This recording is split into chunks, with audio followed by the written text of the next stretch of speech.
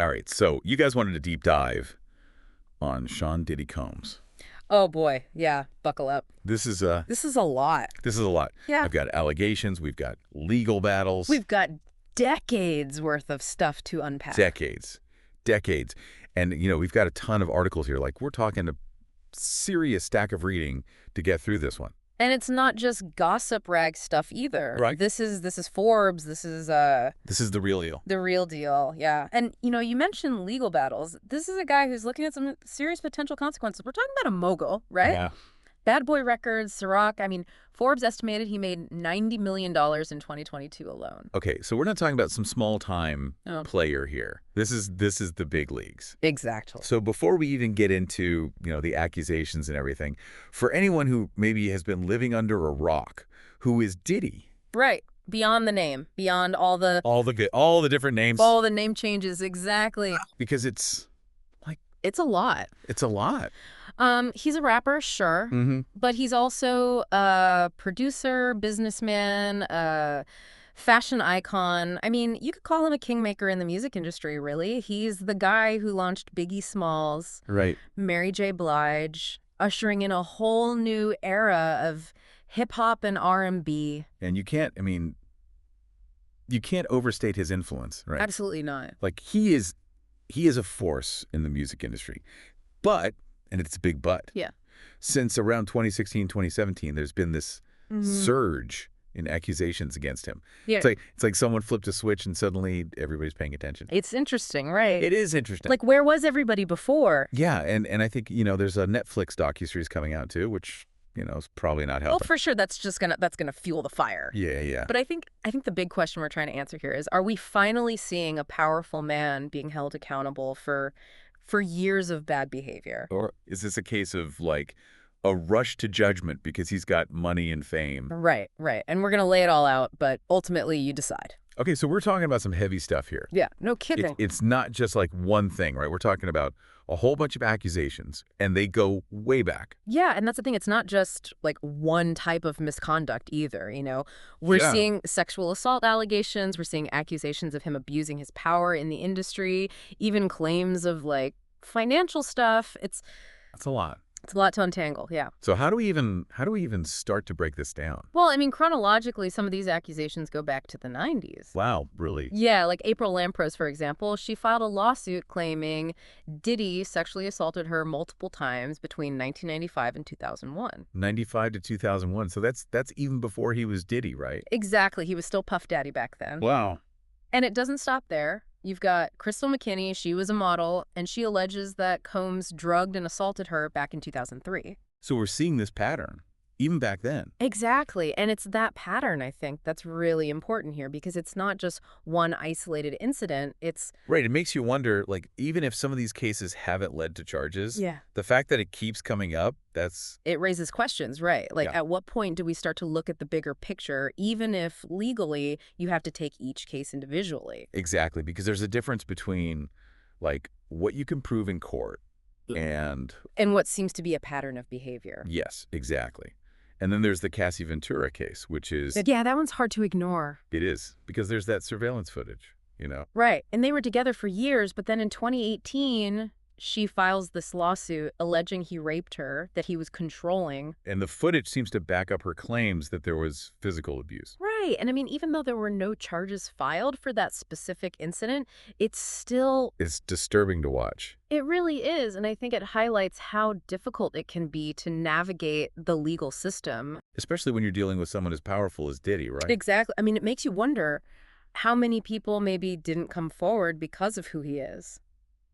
It's a scary thought to think that someone could use their power and influence to, like, silence victims. It's definitely something to consider. And it's not just the sexual assault stuff either, right? We also have these accusations about Diddy abusing his power, but in the music industry. Right, and that's where someone like Rodney Lil Rod Jones comes in. Okay, and remind me, who is he again? So he's a music producer, and he's claiming that Diddy pressured him into sexual acts with sex workers. Oh, wow, okay. And kind of implied that, like, if he didn't play long, his career would be, over. So it's like that adds a whole other level to it, because it's not just about someone coming onto you. It's about using your power Don't to manipulate. Yeah, exactly. Yeah. Because if someone's livelihood is on the line, how much can you really say it was a choice? That's the million-dollar question, right? And it's something you see a lot in the music industry, these power dynamics, and it goes even further. What do you mean? Well, there are allegations from some individuals that they witnessed or were victims of what they call sex trafficking parties that Combs would organize. Whoa, okay, hold on. Parties with trafficking. Yeah, involving underage women, drugs. It gets pretty dark. That's really heavy stuff. Hmm. So with all of this coming out, I mean, what's Diddy's side of the story? He can't just stay silent with all these accusations, can he? He's definitely lawyered up. His defense team is fighting back hard, calling a lot of this stuff baseless and sickening. They're Oh, painting this picture of a successful black man being targeted, you know? right. And they're really trying to discredit some of the people accusing him, suggesting they're just out for money. Which, I mean, we've heard that before, haven't we? Oh, yeah. Classic defense tactic, especially when you've got someone with deep pockets. Right, exactly. But it makes you wonder, at what point does that argument stop holding water, when there are this many accusations over this many years? Yeah, it's easy to say one person has an agenda, but when it's this many, it makes you think. It really does. Yeah. So where do things stand legally for Diddy right now? Like, what's the latest? Well, in September 2024, a federal grand jury indicted him on charges of racketeering, sex trafficking, even transportation for prostitution. Okay, so that's Serious stuff. that's not just like, oh, we're looking into it. They're really, Yeah, after him. yeah. And I heard he's in jail, right? Like he was denied bail. Multiple times, yeah. His lawyers are saying the conditions in the detention center are horrific, even offered like a $50 million bond. 50 million. Yeah. But so far, the judge isn't budging. And get this, he's reportedly sharing a cell with Sam Bankman-Fried. Wait, seriously? The FTX guy? The one and only. That's wild. I mean, it's kind of funny in a weird way, but also that's got to be a sign that they're taking this really seriously, right? Oh, absolutely. This isn't a slap on the wrist situation. Not at all. So, okay, he's been charged, he's awaiting trial, but he hasn't been found guilty yet, right? Exactly. And it's important to remember that. He has denied all these charges.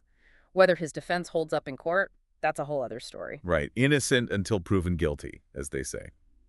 But even with everything still up in the air, this whole case just brings up so many questions about, like, power and accountability and how we, even as the public, process these kinds of allegations when we're not the judge or the jury. It's that court of public opinion, right? And it makes you think, does having wealth and influence create this buffer zone where consequences just don't seem to stick as easily? Yeah, we've seen powerful men be held accountable during the #MeToo movement, but then you have a case like Diddy's, and it's like, are there different rules for someone at his level? It makes you wonder, for sure. It does. And, regardless of what happens legally, Diddy's legacy is forever changed. You know what I mean? This whole bad boy image he's cultivated, it hits different now. Definitely. It's hard to separate the art from the artist sometimes, especially when you're talking about someone who's built their career on a certain persona. Exactly. And it makes you think, what's our responsibility as consumers, as fans?